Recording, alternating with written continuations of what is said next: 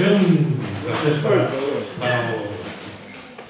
Ateneo recibir hoxe a Lino Braxe e nos venga a falar ademais porque é unha maneira de que a institución nos Ateneo se sume a celebración do Día das Letras Galegas.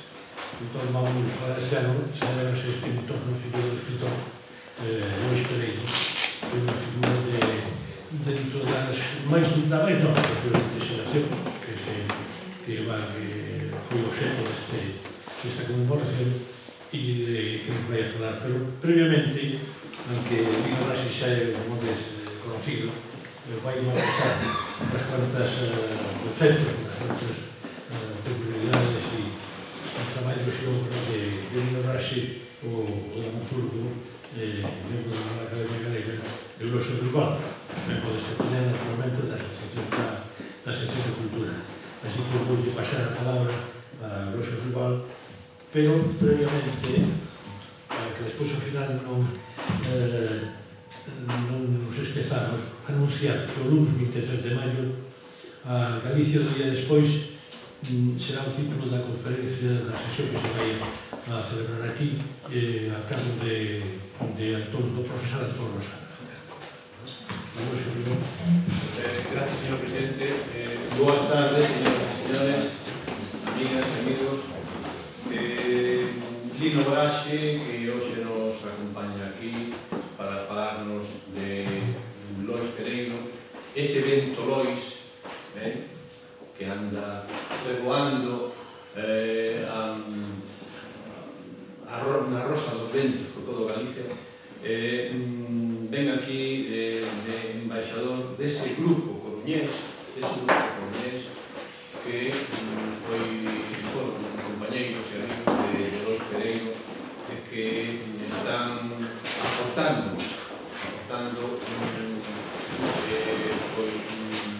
forza, enerxía e realmente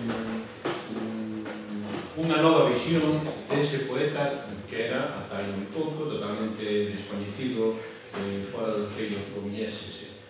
Lino Braxe, que naceu en Mugardo no 62, é un artista multifacete. Sería imposible marcar aquí todas as súas actividades, por tanto vou a sintetizar comenzando porque foi locutor e actor radiofónico en Radio Nacional de España na Coruña.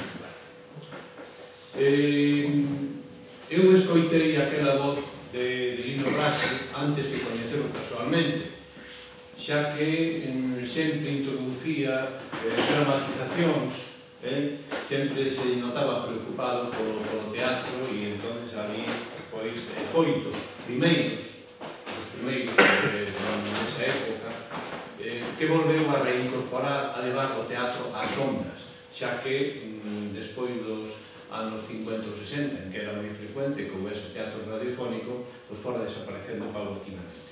Lino Braxe foi un recuperador desa actividade radiofónica. Para a radio tamén adaptou textos de Cunqueira e Blanco Amor e recuperou outros moitos, a parte de textos propios que foron emitidos por estas. Tamén é actor e director de teatro. Traballou en diversos montaxes do CDG, polos que quizás sexa máis conocido. A min ten má memoria agora a Fiestra Baldeira de Rafael Dieste, pero interviu en outros moitos.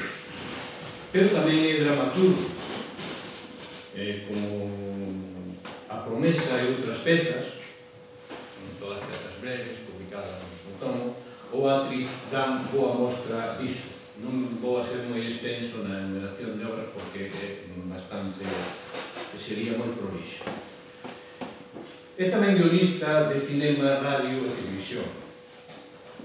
A él se debe a adaptación dun guión de Buñuel, que estaba, pois, por aí esquecido, dun guión que escribira Buñuel co paisano de Lino, con José Rubio García, que escribira en América, e que Lino recuperou para o cinema e adaptou para que se realizar dirixido por Antonio Simón. Como narrador, Lino é tamén un autor de diversos libros de relatos e prosa moi variada, da que se pode citar A memoria perdida. Logo, co seu amigo e colaborador Xavier Seoane, tamén poeta, pois fixo escolmas de crónicas radiofónicas, entrevistas, textos, etc. Tanto de Cunqueiro, onde recuperou esa voz tan entrañable e tan fantástica, en ambos sentidos da palabra, nunha memorable escolma, e tamén de Seoane. Recuperou textos de Seoane da Radiación Galicia Emigrante e de outros varios. Tamén de Luis Seoane, pois, fixo algúns ensaios como Luis Seoane o teatro e Luis Seoane o cinema e a fotografía. Lino Braxe, ademais, é fundador e animador da revista Luces de Galicia, xunto con Manuel Rivas, Fernán Bello, Xavier Seoane e outros moitos comienses ilustres que tiñan bastante relación, ademais, con Luis Pereiro, moita relación con ele. Deixo para o final o Lino Braxe poeta, xa que é o que nos vincula aquí con o poeta homenaxeado este ano no Día das Letras, no ano Luis Pereiro.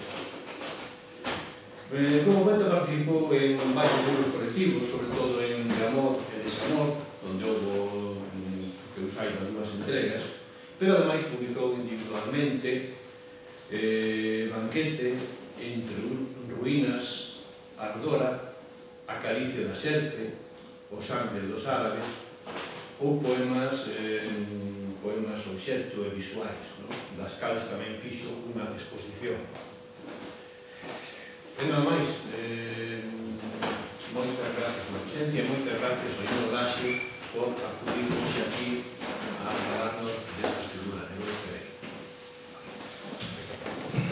Moitas gracias aos dous e sobre todo a vostedes pola asistencia. Eu dentro de un momento pasarei para ali e lerei os textos e interpretarei outros, porque a admiración que eu sentía por Lois en vida era tan grande que me aprendía antes os poemas de memoria que os propios dun. Hai moitas cousas divertidas aquí. Me gustaría vir outro día, sin ningún compromiso, para explicar moitas cousas que dixo Eulosio, porque hai moitas anécdotas divertidas de como fun eu rescatando desde a voz de Otero Pedrario e de Cunqueiro de furgonetas que se iban para Orixo, porque había un director naquele momento en Radio Nacional de España que tiraba cousas maravillosas e con as miñas mans eu ia pasar todos os días incunables que se pudrían e eu intentaba de alguma maneira salvar algo daquelas furgonetas. Pero bueno, máis cousas que hai por aí. Iso de contaches, por exemplo, das películas, como nos arruinamos por facer a película de Buñuel económicamente para toda a vida, en fin, hai cousas así que se podían falar. Pero vamos ao de hoxe. Agradecer ao Ateneo este convite porque para mí supón unha aventura que vamos a vivir xuntos e xuntas agora, que me libera moito mentalmente, porque Lois morreu, pero Lois me está matando, porque todos os días teño moita faena e facer o espectáculo Mundo Lois, que é unha gran intensidade, revivir mentalmente tantas cousas que nos pasaron xuntos e saber do seu non estar, agora entre nós, pois esa constancia todos os días representando a súa obra é brutal. Por eso estou moi contento. Primeiro porque me encontrei cos amigos, con Salvador e con Eulosio, os que agradezo as palabras de presentación, e tamén porque descubrí outras caras de amigos e de amigas no público, que os ves en días como ose ou non os ves nunca, porque realmente vai todo tan a presa que non ten xa nada demasiado sentido. Lois Pereiro, non vou falar moito dele porque prefiro irme ao atril e que disfrutemos da súa propia palabra. Aquí non estou o mensaxeiro, que a veces o que estou a facer con mensaxeiro matado. Entón, decir que fomos amigos, que eu estou aquí un pouco representado tamén a familia, que hai que botarle unha man, porque non dá feito tampouco con tanto acto, entón tamén traio un saúdo directo desde Monforte, da nai e de irmá, para todos vostedes, e que desde o primeiro momento que Lois apareceu diante de min, eu soube que estaba diante dun ser especial. Coñecino no Teatro Rosalía de Castro, nunha festa que organizaba daquela o Ateneo da Coruña, que agora desgraciadamente non está tan activo, se chamaba Festa da Poesía, era todas as primaveras no Teatro Rosalía de Castro, e había 600 persoas que inexplicablemente non tiñan nada que facer ese domingo pola mañá e nos viñan a aplaudir a uns poetillas que andaban por aí, unos abarrotes de público impresionantes. Aí apareceu Lois Pereiro, que recitou dos poemas, un que se titula Dandy e outro Narcisismo, estou falando de memoria, pero creo que foi así. Tiña unha voz pequena, tremendamente emotiva, moi coitada, pero empezaba a falar e o teatro, polo que se producía un silencio brutal, porque querían ouvir. Non era eso de non se ore, non, era o contrario. A xente calaba e azuzaba o ouvido como podía, porque él non tiña máis. Entón, eso, xunto coa fortaleza dos seus textos, ese imperio de dor que existe nos seus textos, esa tensión acumulativa da enerxía, facía que Lois conmocionase calquera cousa. E xa para rematar, quero decir que Lois é un máis de nós, non? Moita xente en vida te negou que era un poeta galego, incluso, curiosamente, sendo a súa obra toda escrita en galego.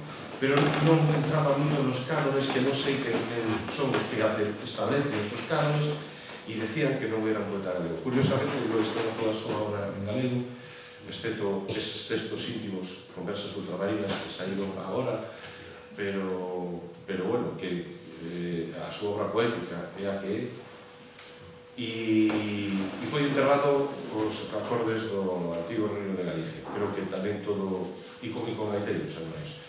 É dicir, que creo que tamén todo iso é un chiscar de ollo a certa insolencia de certos ambientes e certos individuos que tuveron con él en vida, e que, me perdone Lois, porque Lois é unha persoa moi generosa, pero eu non esquezo, nin olvido o rostro da traición.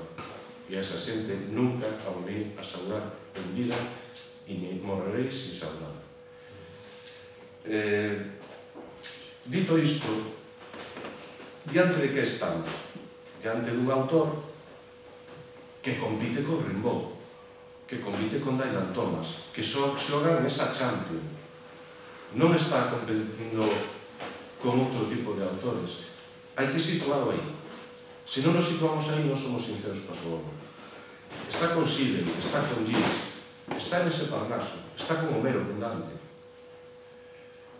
E ahora vamos a comprobarlo coa súa obra, que creo que é